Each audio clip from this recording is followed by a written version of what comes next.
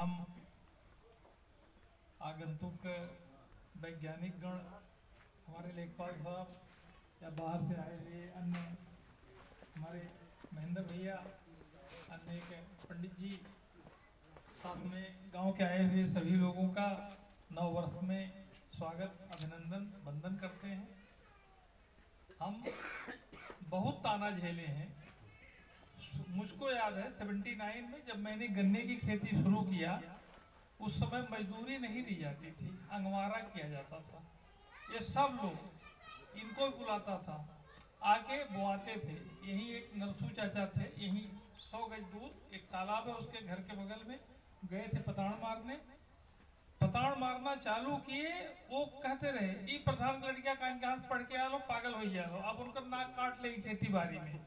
ये हमारे एक वो यादव जी बैठे हैं, उनके बड़े भैया हमारे यहाँ घर का काम हम देखते थे। कहने की हमको वकील साहब कहते थे, बोले वकील साहब भैया कुछ कहत हुए तो गई कहने बतावा तू पगलायल हुआ ई कच्चा कच्चा मोरवा एको जामी है, बड़का यूनिवर्सिटी पढ़ के आयल हुआ तू कहना प्रधान भैया का नाक कटता। पिताजी उस समय भी प्रधान थे। कहना प्रधान भैया को नाक कटता।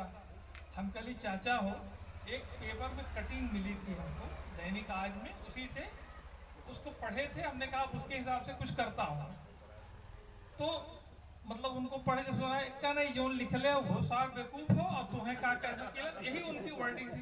चलता कि जैसे सब पुरानिया गांव को सब जाना था, वो साग पागल हो तो हो कि हम कुछ ना कह सके, लड़का हो कुछ ना कब चला आए नहीं करा बोए, किस्मत ने साथ दिया। एक के दिन 2 दिन के बाद आधा पताड़ ऊपर था, आधा पताड़ नीचे था, न कोई टेक्निक थी न कोई जानकारी थी। बैलों से बुआई 3 दिन में हुई 5 बीघा खेत की, और 2 दिन के बाद बरसात हो गई, गन्ना बहुत अच्छा जम गया। इतना जबरदस्त गन्ना हुआ, इतना जबरदस्त गन्ना हुआ, सरसों बोए थे, सरसों हुई कि खूब, तो पीठ ठोकने हमारे की जिया बेटा जिया तू तो खूब बढ़िया कैला। तो जब पैसा मिला तो थोड़ा उत्साह बढ़ा, खेती हमने किया, अब थोड़ा सा उसके प्रति रुचि है। लेकिन डॉक्टर साहब हमारी बात मतलब सरकार तक पहुंचाइए। नीलगाय और सुअर के चलते हम लोग बर्बाद हो गए। आपके यहाँ से बीज आया है, 7 बीघा अरहर बोया है, आज झाड़ू लगाने के लिए अरहर नहीं है, खेत में आज भी फूट खड़ी है, फूट खड़ी है। हम भी बेबस हैं, आप भी बेबस हैं, उनको मार नहीं सकते, और मारने के लिए बिजली नहीं, मतलब वो सब व्यवस्था रह के भी नहीं मार सकते उनको, क्योंकि एक तो हमारी हिंदू परंपरा है, उनको गौ माता कहते हैं। इतना नुकसान, और आपसे बीज ले आता हूँ, आपसे मदद लेता हूँ, आपको भी बीज देता हूँ, आपको बीज देता हूँ, कभी आपको धान का दिया है, कभी अरहर का दिया है, वही पचराम प्रधान बैठे। मैं अपने से जो बचता है देता हूँ, सबको देता हूँ, क्योंकि बीज है।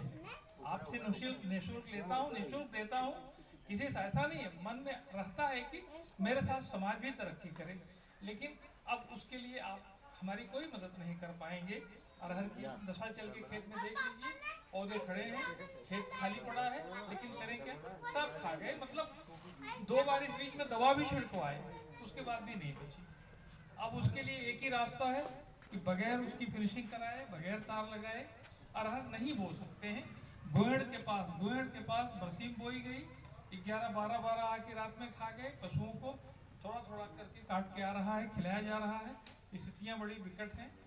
सरकार ने जो कुछ अच्छा किया है, लेकिन मतलब इसके लिए तो किसानों की मांग है। हम तो किसान आंदोलन जो कर रहे हैं, हम तो कहते हैं कि हमारे गांव में सबसे बड़ी समस्या नीलगाय के घर के किनारे आके साग सब्जी खा के चले जा रहे हैं।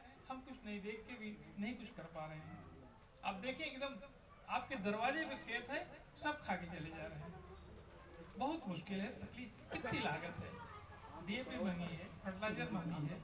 हम लोग तो पढ़े लिखे हैं, हर चीज करना चाहते हैं, और एक मॉडल पेश करना चाहते हैं। जिले में एक नजीर डॉक्टर साहब ने कभी भी अगर मुझको दिल्ली जाने के लिए कहा होगा, मैं गया हूँ, डॉक्टर साहब के साथ गया हूँ, आपके साथ गया हूँ। मैं एक मतलब 10 पशु रखे हूँ, चाहता हूँ इस तरफ बढ़ूँ, लेकिन सबसे बड़ी समस्या वहाँ आ रही है कि हम मतलब उससे नहीं जूझ पा रहे हैं। उसके लिए कोई ना कोई आप रास्ता बताइए। व्यथा है, हमारी सब लोगों की व्यथा है, कोई नहीं कर सकता, किसी का नुकसान नहीं होता होगा खेतों में। चलिए इन्हीं सब बातों के साथ अपनी बात हम खत्म करेंगे। लेकिन आप आप लोग मशीन की तरफ बढ़िए। देखिए, हम पिछले साल का तजुर्बा बताएं, हम लोग सिंचाई किए थे, एक बार आधी आ गई। हमारे बगल में वही भट्ठा मालिक के लड़के बैठे हैं, उनका सब गेहूं गिर गया। मशीन से बोने के नाते मेरा एक भी गेहूं नहीं गिरा। वही है बैठे, गिरा कि नहीं गिरा? सुनील बाबू गिरा था ना? रोटावेटर चलाए थे, हमारे यहाँ नहीं गिरा। 30-32 बीघा 35 बीघा गेहूं मैंने बुआई किया है। जल के आप मेरा प्लाट देखिए, बुआई तो विलम्ब से हुई है, खेत में जुताई मतलब 160 दिन वाली वैरायटी लगाते हैं धान के, तो जाहिर है देर में कटेगी। बुआई बढ़िया है, सब कुछ अच्छा है, लेकिन 18-19 तारीख में बुआई किया है, सब मशीन से किया है। केवल जौ नहीं मतलब मशीन से कर पाए, और सरसों, बाकी और सब मतलब गेहूं बोए हैं। 32-35 बीघा। हम तीसरा साल इस साल है। तीसरे साल से जिले का पहला मल्चर डॉक्टर साहब ने आपने हमको उत्साहित किया, हम खरीदे, उससे प्रबंधन करके मशीन से बुआई किए। हम टेक्नोलॉजी पे बढ़ रहे हैं। हाँ, इसमें थोड़ा मतलब ये जो सुभाष पालेकर जी की प्राकृतिक खेती है, इसकी तरफ बढ़ना चाहते हैं, लेकिन थोड़ा सा अब आलस से आ रहा है, उम्र अवस्था बढ़ रही है। बच्चों से चाहता हूँ कुछ करें, लेकिन बच्चे जो लोग हैं वो, एक बार की बात है, ब्लॉक प्रमुख थे लड़के हमारे, उनकी डेथ हुई। खेत में सिंचाई हो रही थी, एक आदमी को लेवा के पहुंचे, वो घर आया तो बोले पापा खेत में ही चलिए। खेत में बैठे थे, पहुंचे कि पापा किसका खेत है, डिवाइड किए। एक बार फिर पूछे, पापा केकर खेत भरा था? सोनू बात है। तब तक दूसरे आदमी से बतिया के उसको छोड़ दिए। हमने कहा तुम बताओ, तुम घर से इस आदमी को लेके आए हो, मैं दूसरे खेत में सिंचाई कराऊंगा? इतना तुम्हारे पास सेंस होना चाहिए। वो आदमी क्या सोच के गया होगा, कहेगा कितना बेवकूफ लड़का है, उसके बाद अपने खेत में सिंचाई कराने पूछ रहा है किसका खेत है?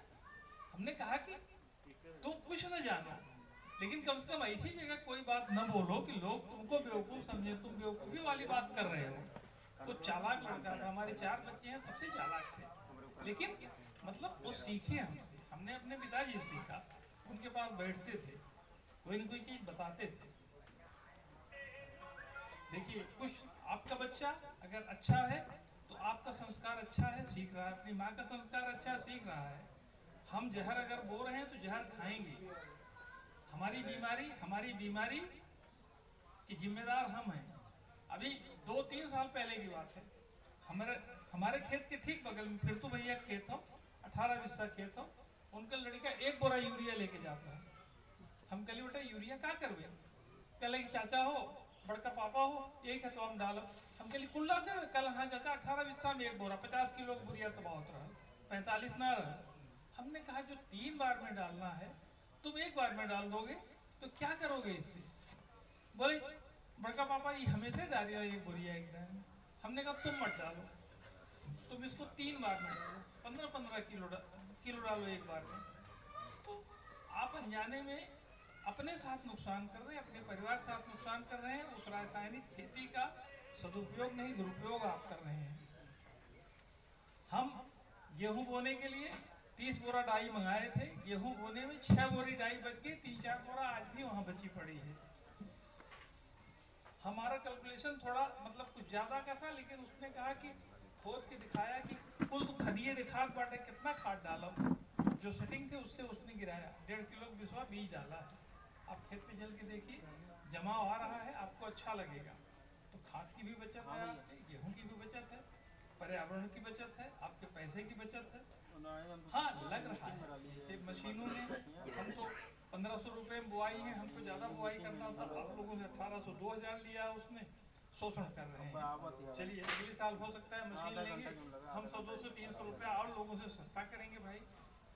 वो मदद हम जानते हैं कि हमको 1500 में भी नुकसान नहीं, लेकिन अब सीजन होता है 10 दिन का, 2-2 लाख की मशीन लोग ले आ रहे हैं, कमाते हैं। हम सोचेंगे भाई हमारे दोस्त यार हैं, इनकी थोड़ी तरक्की हो, नहीं लिए, लेकिन दूसरे लोगों को दिलाए, डॉक्टर साहब से मदद करके दूसरे लोग दिलाए, लेकिन अपना नहीं लिए। ऐसा नहीं कि हमारे पास साधन नहीं, हमारे पास 2 ट्रैक्टर अंदर है, 1 ट्रैक्टर बाहर है, सब व्यवस्था है, लेकिन मतलब लेंगे। जो 2000-1800 का रेट सुनते हैं तकलीफ हो रही है, शोषण हो रहा है लोगों का। तो हम लोग आपस में एक ग्रुप बनाएं, एक अच्छे काम की शुरुआत करें। खेती, धान में 3-3 बार 4-4 बार दवा डालनी पड़ रही है, हैं? खेत में भी चलना है, आप लोग दूर जाना है, लोगों को भी थोड़ा सा कार्यक्रम जल्दी से समापन की ओर लिया जाए। सभी लोगों का स्वागत, अभिनंदन, वंदन करते हुए मैं इस बात को खत्म करूंगा। मैंने अपनी कुछ दशा बताई, आप लोग निश्चित रूप से उसके लिए थोड़ा सा कुछ बात आगे बढ़ाएं कि नीलगायों की समस्या से कैसे हमको मुक्ति मिले। धन्यवाद। मुझे बताएं कि आप लोगों में से कितने लोगों ने नीलगाय और सुअर के लिए कोई टेक्निक अपनाई है? कोई टेक्निक आपने? हाँ सर बताइए। नहीं, एक आदमी। हाँ, आप मुझे बताएं क्या टेक्निक आपने अपनाई है अभी तक? न पकड़ सकते न कुछ कर सकते। हाँ। रात में आके बैठे नहीं, मेरी बात सुनिए, ये तो एक्सप्लेन हो गया। कोई टेक्निक आपने अपनाई है उसको? कोई टेक्निक नहीं। कोई टेक्निक नहीं अपनाई है? चलिए मैं आपको एक टेक्निक बताता हूँ, महेंद्र जी बता देंगे, 2 मिनट में बताएंगे। हजारों टेक्निक। बाबा बैठ जाइएगा भैया, आप बैठ जाइए, कैमरा रिकॉर्ड ना आपका पीछे रिकॉर्ड कर रहा हूँ। हजारों टेक्निक है। वो जो जानवर है वो कम से कम 15 दिन, हफ्ते भर 15 दिन के लिए आपके खेत में नहीं आएगा, ठीक है?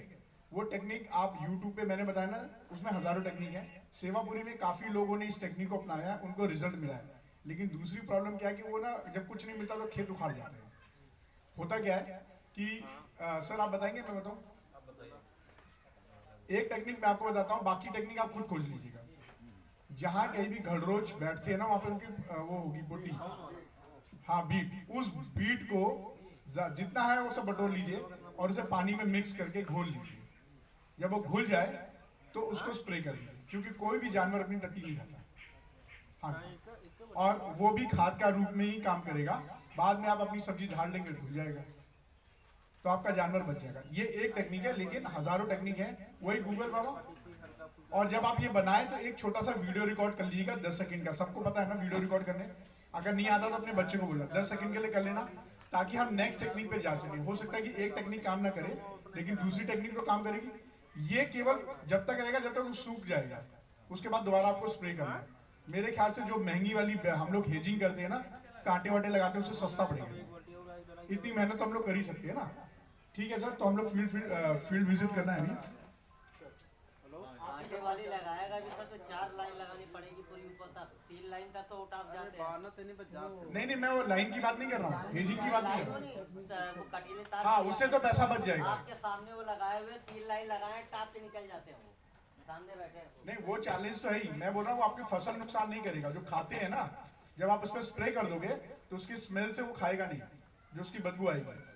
हाँ, कोई भी जानवर किसी अपनी पोटी और दूसरे की नहीं करता है। जितना स्ट्रॉन्ग उसकी बदबू रहेगी उतना ही स्ट्रॉन्ग बाकी जानवर नहीं रहेगा, क्योंकि हर जानवर अपने मूत्र से और गोबर से निशान बनाता है, अपना एरिया निश्चित करता है।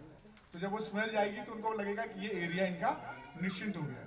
आप ये ट्राई कर सकते हैं। ये एक ट्रेनिंग है, एक टेक्निक है। दूसरी टेक्निक आप खुद भी कर सकते हैं, गूगल पे सर्च करेंगे, हजारों टेक्निक लोगों ने सफलतापूर्वक यूज कर रहे हैं। तो आप ही लोग खुद इन्वेंट कर लेंगे। मैंने पहले बताया था किसानी का आविष्कार होता है, तो वही है। 15 दिन के लिए छुट्टी मिल जाता तो कहानी खत्म हो जाती। हाँ, तो बस 15 दिन के लिए बता रहा हूँ, फिर आपको दोबारा करना पड़ेगा।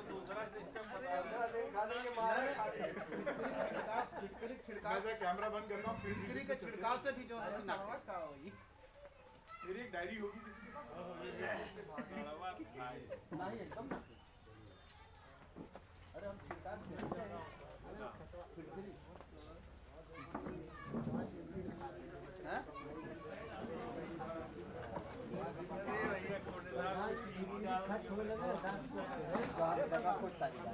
चीनी मिलती है।